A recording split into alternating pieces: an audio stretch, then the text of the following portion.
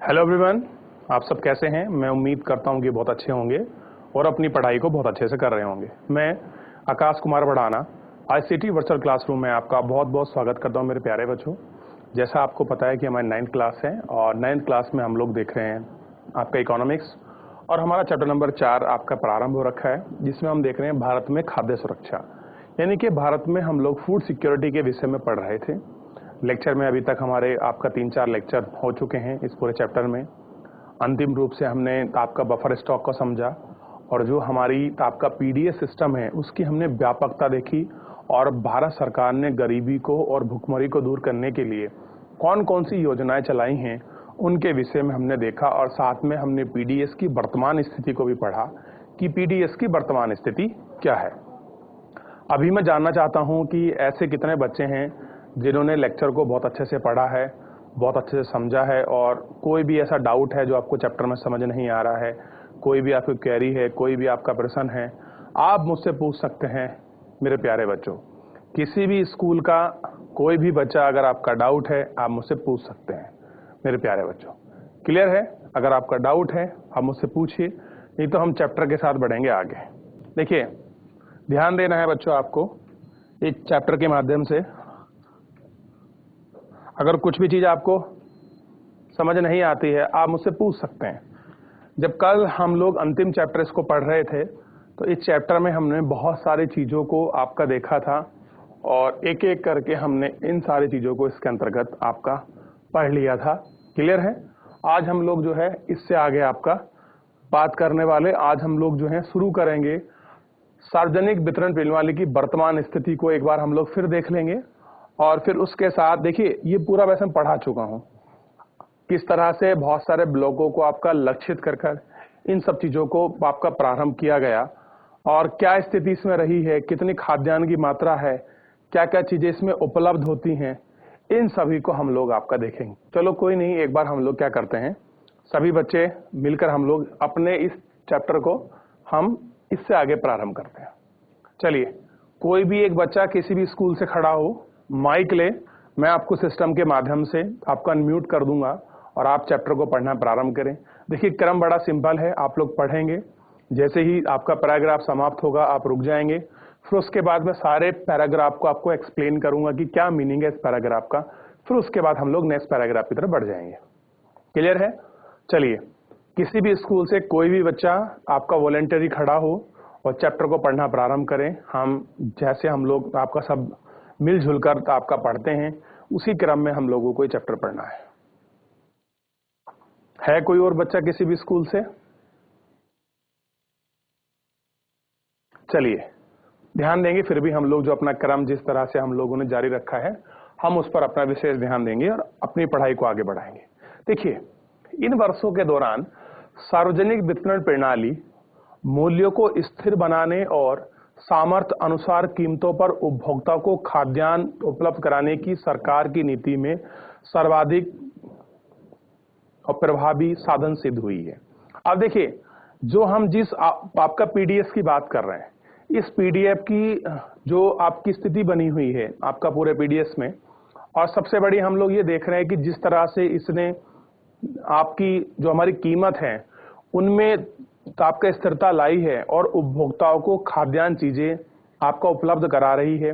और जो सरकार की नीति है, जो आपकी पॉलिसी है कि सब लोगों को खाना उपलब्ध कराना है, खाद्यान्न चीजें आपकी उपलब्ध करानी है, उन सभी के लिए ये बहुत ही आपकी प्रभावी रूप से आपका सिद्ध हुई है। इन सब चीजों को हम लोगों को देखना है। इससे देश के अनाज अधिशेष क्षेत्र, कह रहे देश के जो भी क्षेत्र हैं अधिशेष वाले, वो इन सब चीजों को आपका देखना है और इन सब चीजों पर आपको गौर करना है। ठीक, आगे देखिए, जिनको हम देखेंगे इसके अंतर्गत अब मैं आपको ये बताऊंगा कि क्या रेट पर किस तरह से अनाज आपका दिया जाता है, क्या स्थिति बनी हुई है। लेकिन उससे पहले हम पूरा जो आपका पैराग्राफ है हम उसको कंप्लीट करेंगे, देन आगे बढ़ेंगे। देखिए, से कीमतों वाले क्षेत्रों में खाद्यापूर्ति के माध्यम से अकाल और भुखमरी की व्यापकता को रोकने की एक महत्वपूर्ण भूमिका निभाई है।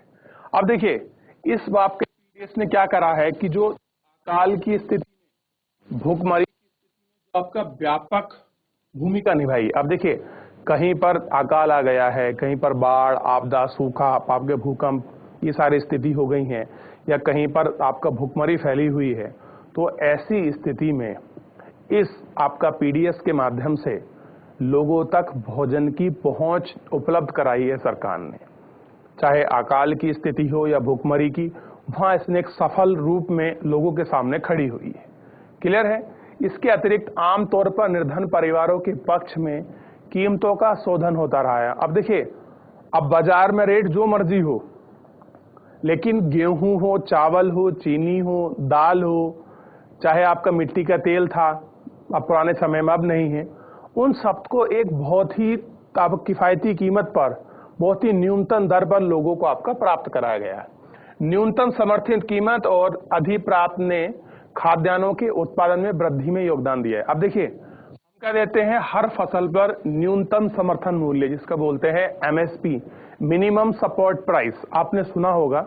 अभी एमएसपी बहुत दिन तक आपका चर्चा में बना रहा न्यूज में, क्योंकि एमएसपी को लेकर आपका किसान आंदोलन भी हो रहा था।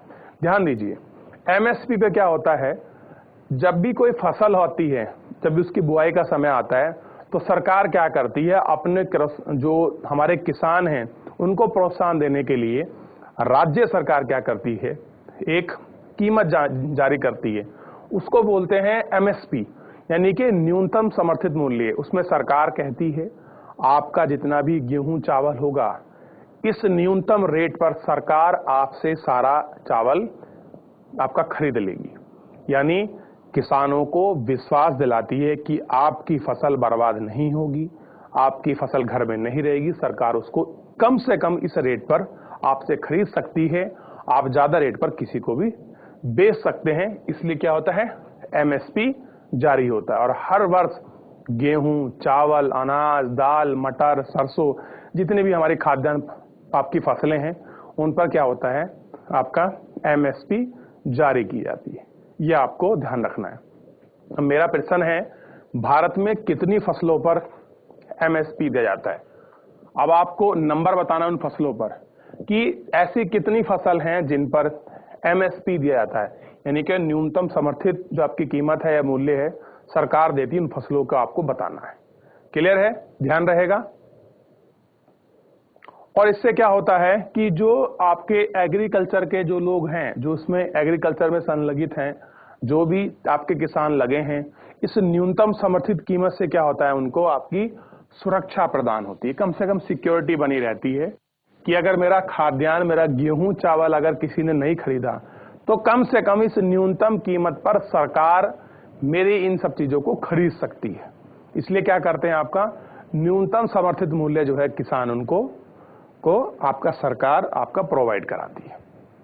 आगे देखिए, यद्यपि सार्वजनिक वितरण प्रणाली को अनेक आधार पर कड़ी आलोचना का सामना करना पड़ता है, और कह रहे हैं फिर भी क्या होता है कि जो आपका सार्वजनिक वितरण प्रणाली, जिसको हम बोलते हैं पीडीएस, इसको भी क्या करना पड़ता है, बहुत जगह आलोचनाओं का क्या है, और वो भी कड़ी आलोचना का सामना करना पड़ता है। अनाजों से ठठासस भरे अन्न भंडारों के बावजूद भुखमरी की घटना हो रही हैं। और देखिए, ये सारी घटनाएं जो हैं हो रही हैं, और कहीं अनाज सड़ रहा है तो कहीं चूहे खा रहे हैं, कि खाद्यान्न स्टॉक है, तो ये सारी चीजें क्या हैं हमारे यहाँ हो रही हैं, फिर भी ये सब चीजों का सामना करना पड़ता है। अब थोड़ा सा एक बार मैं आपको एक ये वाली जो सारणी है इसको दिखा देता हूँ। इसको पढ़ना समझना बड़ा ही आपका महत्वपूर्ण है, ताकि आपको एक कीमत का जो आपका वेरिएशन है वो आपको समझ आ जाए कि किस प्रकार का आपका वेरिएशन बना हुआ है। अब देखिए, योजना के काम दिखाए हैं, आरंभिक वर्ष दिखाया गया है, लक्ष्य समूह यानी कि किन को फोकस कर ये योजना चलाई गई है, और अंत मात्रा कितना उनको आपका राशन मिलता है और किस आपकी कीमत पर मिलता है, दोनों चीजों को आपको दिखाया गया। यानी कि योजना का नाम, स्टार्टिंग का वर्ष, लक्षित किनको किया गया है, कितनी मात्रा में खाद्यान्न मिल रहा है और किस कीमत पर मिल रहा है। इस हम सारणी के माध्यम से सार्वजनिक वितरण प्रणाली के कुछ महत्वपूर्ण विशेषताओं के विषय में हम लोग इसमें पढ़ेंगे। क्लियर है? तो हम बच्चों से आगे बढ़ने से पहले मैं आपसे पुनः पूछता हूं कि अगर किसी भी बच्चों को आपका इस चैप्टर में कुछ भी टॉपिक अगर आपको समझ नहीं आया है, तो मेरे प्यारे बच्चों, आप मुझसे लाइव जुड़कर चैट के माध्यम से आप अपनी क्वेरी को, आप अपने प्रश्न को, अपने डाउट को आप मुझसे पूछ सकता है, कोई भी स्कूल का कोई भी बच्चा। क्लियर है? ध्यान रहेगा इतना। चलिए सबसे पहले एक बार आप नजर लगाइए आपका 30 सेकंड के अंतर्गत, फिर हम लोग आगे बढ़ते हैं। देखिए इसको एक बार।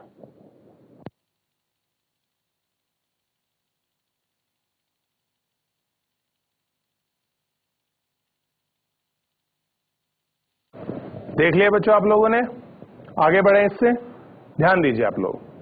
अब इसमें हम बात करेंगे, सबसे पहले आप लोग ध्यान दीजिए।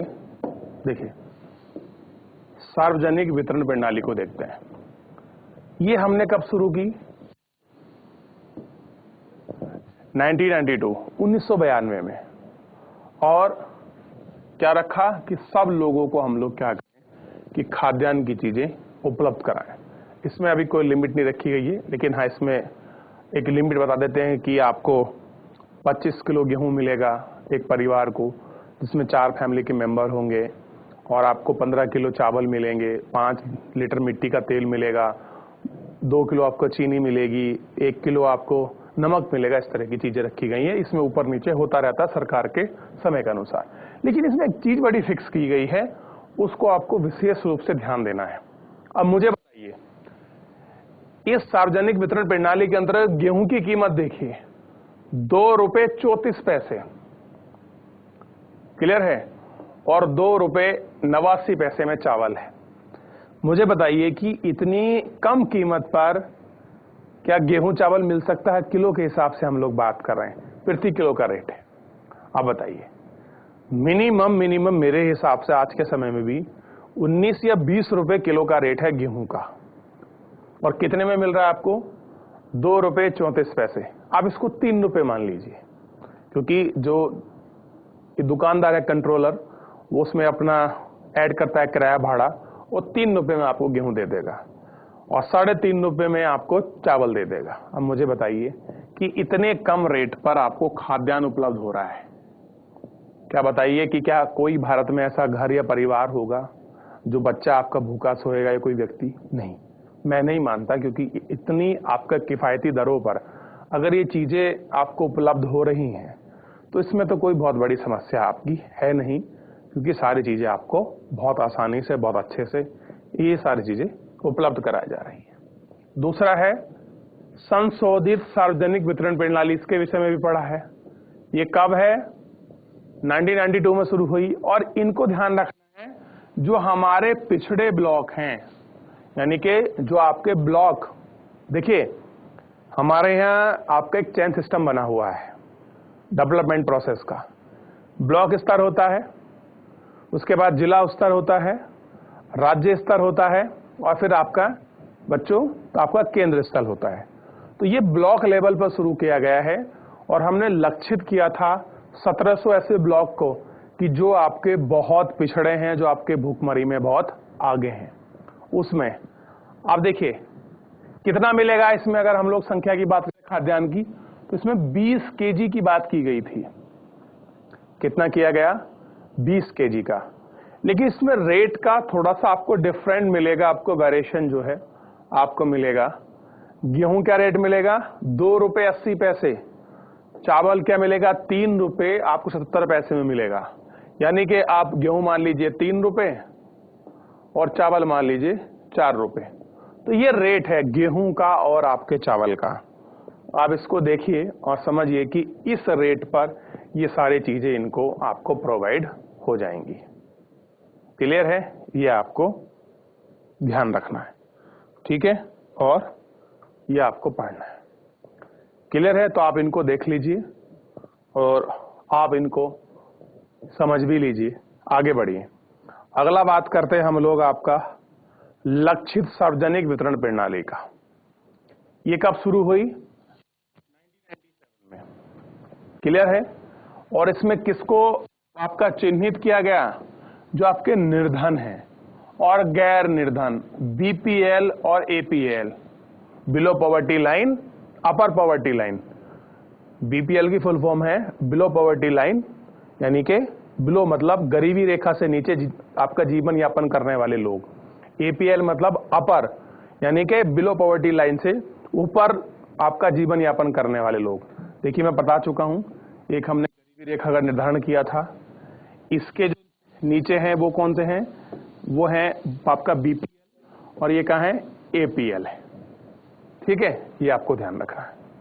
तो ये किसके लिए है, निर्धन और गैर निर्धन, यानी कि एपीएल और बीपीएल आपका दोनों के लिए है। अब देखिए लोग आपका स्मार्ट हो गए हैं, वो गरीब अमीर नहीं बोलते हैं, वो बोलते हैं कि आप बीपीएल में आते हैं या उसमें आते हैं, एपीएल में। तो बीपीएल का मतलब आपका गरीबी और एपीएल का मतलब आपका कि आप गरीबी से थोड़ा ऊपर हैं। ठीक है, तो ये आपको ध्यान रखना है। अब इसमें खाद्यान्न कितना निर्धारित किया गया, 35 किलो आपको मिलेगा। अब 35 किलो में आप देखिएगा रेट को थोड़ा समझिए। जो बीपीएल वाले हैं, बिलो पॉवर्टी लाइन वाले, जो उनको गेहूं है वो 2 रुपए किलो मिलेगा और चावल मिलेगा आपका 3 रुपए किलो। ठीक, एपीएल वालों के जो लोग हैं, अपर पॉवर्टी लाइन, जो यहां आते हैं, उनको गेहूं मिलेगा 6 रुपए 10 पैसे में और चावल मिलेगा 8 रुपए 30 पैसे में। तो ये वेरिएशन रखा गया है खाली कीमतों के अंतर्गत कि भाई जो इतना सक्षम है कि इस रेट में खरीद सकता है उसके लिए थोड़ा सा आपका महंगा कर दो, जो नहीं खरीद सकता उसके लिए गरीब थोड़ा नीचे कर दें। अब मुझे बताइए कि क्या अगर आप मान लीजिए बहुत गरीब हैं, क्या आप 2 रुपए किलो गेहूं नहीं खरीद सकते, आप 3 रुपए किलो चावल नहीं खरीद सकते? आप अगर एक दिन किसी के यहाँ काम भी कर लें तब आपका महीने भर का राशन आपको सरकार प्रोवाइड करा सकती है। क्लियर है? तो फिर भारत में भुखमरी कैसे है? ये अपने आप में सरकारी सिस्टम और सरकारी आंकड़ों पर आपका प्रश्न चिन्ह आपका खड़ा करती है कि जब हम 2 रुपए किलो चावल गेहूं दे रहे हैं और 3 रुपए किलो जो है आपका चावल दे रहे हैं, तो इतने आपके किफायती दर पर देने के बावजूद भी भारत में भुखमरी का इंडेक्स क्यों है? क्यों कहानी आती है भुखमरी वाली कि वहां पर आपका भुखमरी से इतने बच्चे मर गए, इतने लोग मर गए? ऐसी स्थिति क्यों है? जब सरकार ने इतना बड़ा आपका सिस्टम बनाया है तो जो आंकड़े जारी किए जाते हैं ये उन पर आपका प्रश्न चिन्ह लगाता है कि रेट भी इतना महंगा नहीं। मैं मान लेता कि गेहूं आपको 20 रुपए किलो मिल रहा है, चावल आपको 30 रुपए किलो मिल रहा है। हाँ भाई, एक परिवार में एक टाइम में आपका लग सकता है 1 किलो, वो नहीं प्रोवाइड हो रहा है, लोग भूखे मर रहे हैं, तो ये स्थिति आपकी तब होती। लेकिन इतनी किफायती कीमत पर अगर चीजें उपलब्ध हैं उसके बाद भी अगर ये सब चीजें हो रही हैं तो कहीं ना कहीं सरकारी आंकड़ों पर, सरकारी कार्य प्रणाली पर, उन सब पर आपका प्रश्न चिन्ह लगाती हैं। ये आपको ध्यान रखना है। तो फिलहाल इतना देखिए, इसमें पूछिए, कोई डाउट हो मुझसे आगे बढ़ते हैं फिर हम लोग, और इस तरह से हम लोग पढ़ रहे हैं। ध्यान दें आप सभी बच्चे।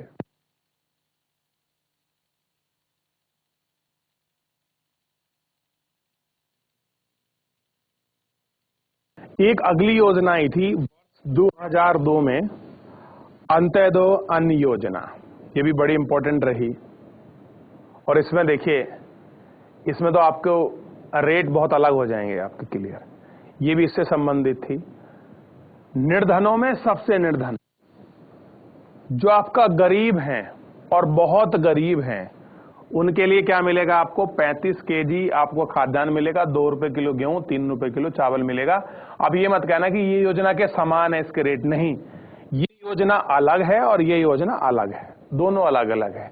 यानी कि सिंपल समझ सकते हैं, इस योजना से जो व्यक्ति बच गए हैं उनको हम लोग कहां ले आएंगे, अंत्योदय अन्न योजना के अंतर्गत हम उनको लाकर खड़ा कर देंगे और उनको देखेंगे। क्लियर है? ये आपको ध्यान रखना है। क्लियर है? अगला देखिए, अगली योजना है अन्नपूर्णा योजना। ये 2000 में शुरू की गई थी और दीन वरिष्ठ नागरिकों के लिए, यानी कि ऐसे व्यक्ति जिनकी उम्र आपका 59 यानी कि 60 वर्ष से ऊपर है, उन लोगों के लिए प्रारंभ की थी। इसमें 10 किलो खाद्यान्न उपलब्ध मिलेगा और 10 का 10 आपको निःशुल्क मिलेगा। क्या मिलेगा? निःशुल्क। यानी कि ऐसे व्यक्ति जिनकी उम्र 60 साल से ऊपर चली गई है उनको 10 किलो आपका राशन मिलेगा और वो भी निःशुल्क, उन्हें उसके लिए कोई पैसा नहीं देना पड़ेगा।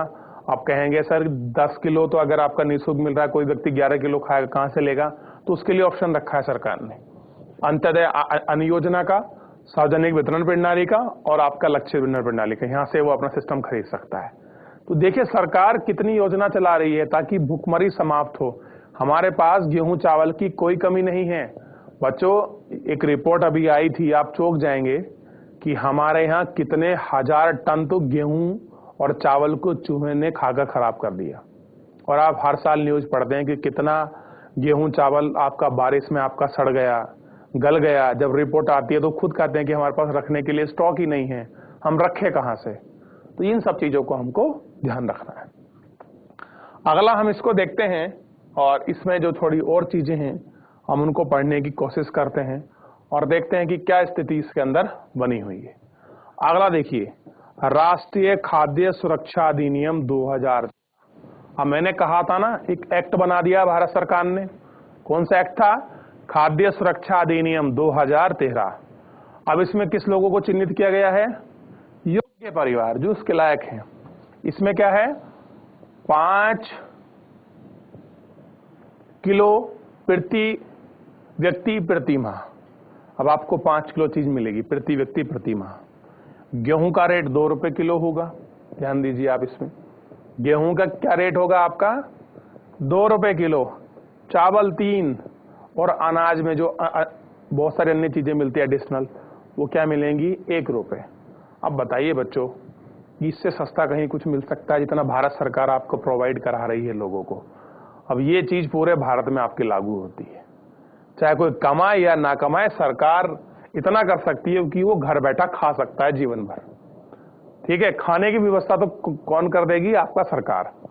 अगर आपको अच्छा खाना खाना है, अच्छे घूमना फिरना है, तो उसके लिए आपको अच्छी मेहनत करनी पड़ेगी, अच्छी आपको पढ़ाई करनी पड़ेगी। और अच्छी पढ़ाई के लिए बच्चों बहुत ज्यादा मेहनत लगती है। क्लियर है?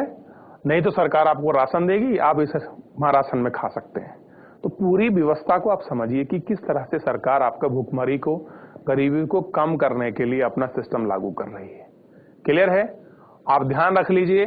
और मेरे हिसाब से तो मैं ये चाहता हूं कि सभी बच्चे इन योजनाओं को इसी प्रकार से अपनी कॉपी में लिखें।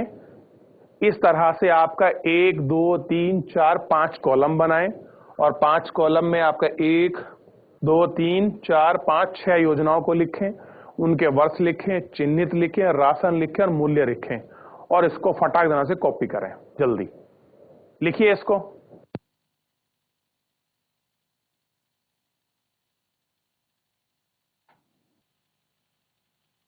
लिख रहे हैं ना आप सभी? आप इनको अच्छे से कॉपी कर लीजिए और कहें तो मैं इसको आपका क्लीन भी कर देता हूं इन सारों को, ताकि आपको किसी तरह से कोई ऐसा अक्सर आपको समझने में प्रॉब्लम ना आए। आप इसको सब कर लीजिए, बीपीएल एपीएल वगैरह इनको सब लिख लीजिए। बिलो पॉवर्टी लाइन, अपर पॉवर्टी लाइन।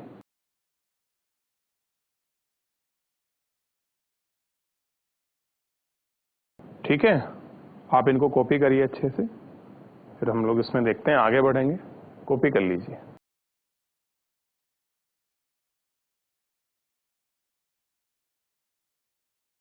हुआ मेरे प्यारे बच्चों? बताइए मुझे फटाफट, जल्दी बताइए, फिर हम लोग आगे बढ़े। अब देखिए, अंत्योदय अन्न योजना को पढ़ने की आवश्यकता नहीं है क्योंकि हम लोग इसको पूरा पढ़ चुके हैं इसमें।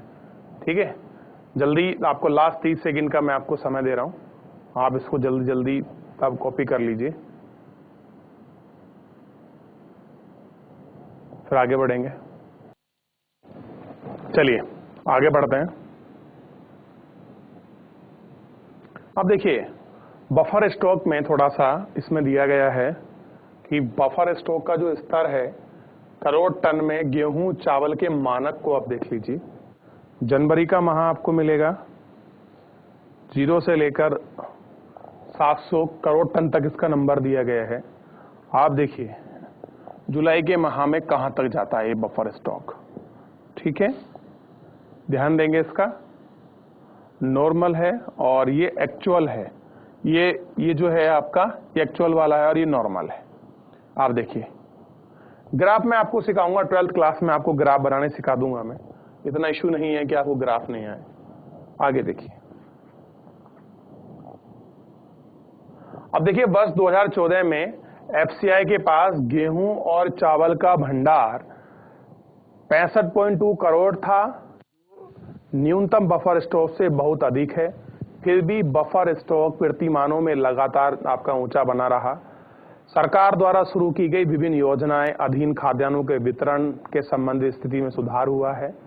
अनाज भंडार की हालत सुधरी है। इस बात पर सहमति है कि बफर स्टॉक का उच्च स्तर बेहद अवांछनीय है और यहाँ भी आपकी बर्बादी भी है। विशाल खाद्य स्टॉक में भंडार बर्बादी और अनाज की गुणवत्ता में ह्रास के अतिरिक्त उच्च रखरखाव की जिम्मेदारी भी है। न्यूनतम समर्थित कीमत को कुछ वर्षों के लिए स्थिर रखने की गंभीरता से विचार करना चाहिए। अब देखिए, इसमें थोड़ी समस्या बता रहे हैं कि हमारे पास जो एक नॉर्मल बफर स्टॉक होना चाहिए, हमने जो आपका मापक रखा है कि यहाँ तक हमारे पास रहेगा, इतना न्यूनतम रख सकते हैं, उससे अधिक हमारे पास बहुत ज़्यादा आपका बफर स्टॉक है। सबसे बड़ा चैलेंज ये है कि हम लोग आपके गुणवत्तापूर्वक अपने खाद्यान्न को रख सकें, उनकी स्थिति को मेंटेन कर सकें और जो उसमें आपकी नुकसान हो रहा है, जो वेस्टेज है, वो वेस्टेज ना हो और जिस तरह से एक गुणवत्ता युक्त चीज़ों को हम लोग उसको मेंटेन करके रखें। और थोड़ा ही प्रश्न चिन्ह लगा रहे हैं कि हमको न्यूनतम समर्थित मूल्य को 1 साल के लिए होल्ड कर देना चाहिए, यानी कि हमको न्यूनतम समर्थित कीमत नहीं देनी चाहिए क्योंकि हमारे पास बहुत सारा खाद्यान्न भंडार है। तो इन पर विचार करना चाहिए, ऐसा नहीं कि बिल्कुल आप इनको बंद कर दें। तो इस तरह की जो आपकी चीज़ें हैं ये सरकार के सामने आपके विचाराधीन है। आप एक बार देख लीजिए, हमारे पास बहुत जो भंडारण है वो आपको देखने के लिए मिलेंगे और आप इनको देख सकते हैं और आप इन पे विचार भी कर सकते हैं मेरे प्यारे बच्चों। क्लियर है? तो आज आप लोग को जो ये आपका सारणी मिली है, तो जब आप इस बार राशन लेने के लिए जाएं और जिस रेट पर आपको राशन मिले, तो आपको ध्यान रखना है कि आपको किस योजना के अंतर्गत आप लोग लाभान्वित हुए हैं, ये आपको ध्यान रखना है। और ये प्रश्न आपको मुझसे बताना है कि सबसे पहले कि न्यूनतम समर्थन मूल्य कितने आपकी फसलों पर दिया जाता है और उसको कौन देता है, केंद्र सरकार कैसे देती है और आपका राज्य सरकार। तो मेरे प्यारे बच्चों, फिलहाल आज के लिए इतना ही, मिलते हैं नेक्स्ट लेक्चर में। आप तब तक ध्यान रखिए, स्वस्थ रहिए, अपनी पढ़ाई को बहुत अच्छे से करते रहिए। मुझसे जुड़ने के लिए आपका बहुत बहुत धन्यवाद।